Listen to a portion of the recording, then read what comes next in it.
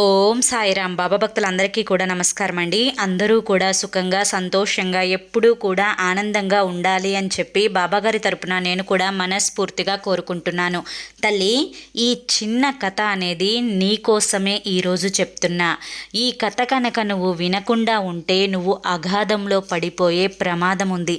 బిడ్డ, ముందు జాగ్రత్తగా నీ కోసం చెప్పిన ఈ కథని, ఈ ఆలోచనను భవిష్యత్తులో నీ కష్టాన్ని దూరం చేస్తుంది అని చెప్పి అర్థం చేసుకో అని చెప్పి ఒక సందేశాన్ని బాబాగారు మనకి వినిపించాలి అనుకుంటున్నారండి. ఆ సందేశం ఏంటో ఫుల్ వీడియోలో చెప్పాను. ఇక్కడ ఛానల్ నేమ్ కనిపిస్తుంది కదండి, @ సాయి పిలుపు అని చెప్పి.